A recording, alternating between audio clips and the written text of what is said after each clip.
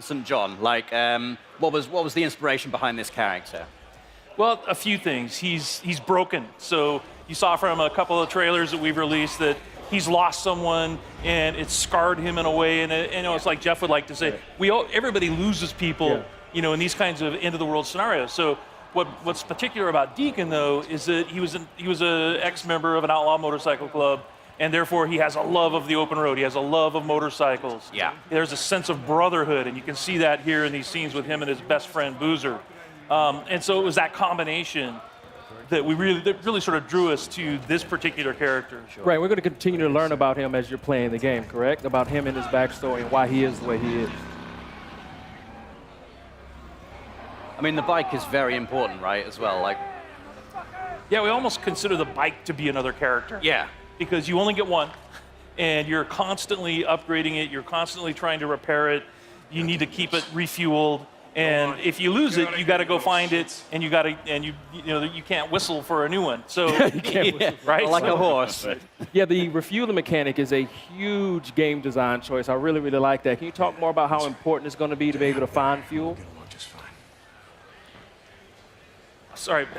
So the refueling mechanic, and actually, you have to find gas to keep your bike going. It's a mechanic we haven't really seen done to this extent before. Can you talk more about that and how it changes the gameplay? Well, like in this demo, one of the things that Jeff's taking the run and gun approach. So we like to call it sandbox combat. So basically what you can do is you can run and gun, you can stealth your way through, and your goal here is to get and find a bike part, right? So you're here actually for kind of a trivial reason. You've risked your friend's life to come and get a part for your bike. And so that shows a little bit about Deacon's character. But then as you watch Jeff play through this wide linear sequence, he can play it 100 different ways. And if you watch other people play, you'll see that, okay, they didn't take this route. They didn't stop and check the trunk of this police car. And those are kind of like our treasure chests throughout the world. So you're always on the lookout for those because that's how you're going to find ammo and health kits. And then you're seeing one of our stealth mechanics here. If you're quiet, if you crouch walk, and you walk up behind an enemy, then you have the opportunity for a stealth takedown. And what can you tell us about the Freakers? Because they're quite unique. And we've seen, a fair few undead enemies in video games before. What makes the Freakers unique, and what was your decision-making behind making them the way they are? They're alive. They're alive. Yeah, they're not zombies. They're alive. And so that sounds trivial, but it's not, because it basically means we have a full day-night cycle in the game. Right. And they have things that they do. There's an ecosystem, and they have to eat, they have to drink, they have to hibernate. And so you will find them, like in this scenario, you'll see that there's some nests, and Freakers build nests for reasons you discover while you're playing the game. And then you can take those nest zones out in order to free up fast travel routes. So it becomes part of the metagame. But Freakers are evolving. They're living creatures who have been affected by this virus, and there's several different types. And some of our trailers you've seen, we've shown the Screamer, which is a female that can have sort of alarm system that will bring in more Freakers. Right. We have the infected bear, so it infects animals. In our last trailer, we showed mountain lion and the crows. Right, so you have so it's just. It's a wide variety of challenges for the player, and like we said, the world comes for you, and that's part of it. Is that these creatures are always after you, and at night they're stronger. Yeah. If it starts raining, they become stronger.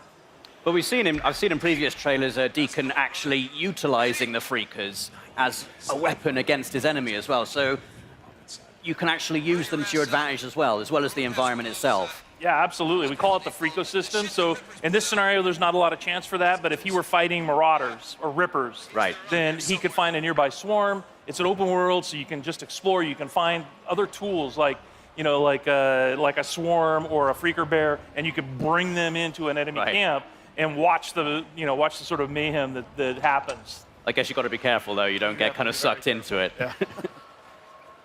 I like this gun, you guys. So you have melee combat and you have gun combat. Can you talk about how you designed and balanced for both? It's like so many different scenarios require the player to determine how they want to play it, right? So that's why we have like this full set of stealth mechanics. We have a full set of weapons that you can upgrade, and in order to do that, you have to go to the human encampment. So there's survivor encampments in the world, the only places in the world where it's safe. And you have to do jobs and missions with them in order to to earn trust. And then once you earn trust, the merchants there will sell you things. Ah, I like that. And then they, it's like, and if you want to upgrade your shotgun, or you want to upgrade, or you want to buy a silencer for it, then you have to have enough trust at that encampment in order to do that. Boozer, you there? I found the part. I'm heading Nope, out got the to bike part. Rippers! Rippers! No, no, no! Ah! Oh! Ah, shit! He's So not having a good time. this is the inside of the Crazy Willie's truck stop, and that's one of the other things we wanted to point out is that it's full open world, but there's a lot of exploration in the game. All of the building interiors are accessible. There's no load times to get in and outside of a building or to go between regions. This is in the Belknap Wilderness, and the whole area is just completely explorable. And then these are the Rippers that I mentioned earlier. So these are one of the cults in the game. Tats are dead symbols of a dead man. Dead symbols of the lost. Get off me! Bitches! Biker man! You must be brought low, biker man. For you are lost, and we are found. Oh yeah, that's gonna hurt.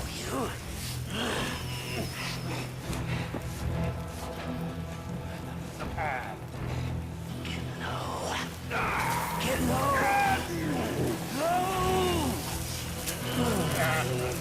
So you can see they're not very friendly. No. You've talked about having freedom in terms of how you approach missions. So you can approach them stealthily. You can go in all guns blazing if you want to.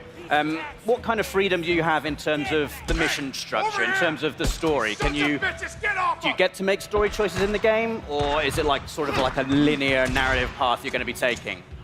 Yeah, there's several key places where you have to choose what Deacon is going to do in a key situation. So we released a bunch of footage last month, and if you watch carefully, you'll see that there's a moment where Deacon has the choice to take a man's life or to force Boozer to do it. Right. And that will have an impact on Boozer's morale. So your best friend, how he feels about you, how he feels about. So you tried doing sort of a stealthy approach, and now you're just going to go in with a shotgun and blow him away. Get that headshot. Or baseball bat, that works. Yeah. Can you tell us anything about what has happened in the world? Why are we in this post-apocalyptic situation? Like, are you able to reveal like kind of what has happened, what has led to this transition? Yeah, it's one of those things that we really want the player to sort of learn as they go. So there are answers, Right. but you have to explore. There's a, we've introduced this group called NERO, which is our National Emergency Response Organization. They're out in the world. They have these MMUs that you're trying to break into in order to get medical supplies. They're part of the story. And, obviously Deacon has lost somebody. We saw that in a trailer. That's part of the story. And as far as like the pandemic and the hordes that you run into constantly, these all sort of weave together to sort of explain how we got, to this place in this world. Cool. And all kinds of just visual, actual hardware upgrades, but a ton. You can really make it your own. Awesome. Well, John, Jeff, Chris, thank you so much.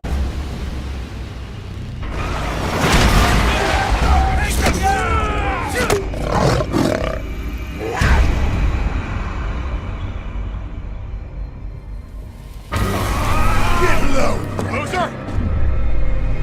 Low hit the bag! Low, brother! You or Boozer have a run-in with RIP the last couple of days? Why? One of my men escaped a Ripper camp, got tortured, like they always do. But this time they kept asking me if you knew about it. 2 bikers, 2 men. The Ripper called them mongrels. If you ask me, you got a price on your head.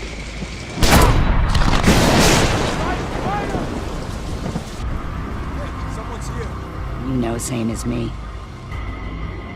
Anything that happens here is far better than what's going on out there.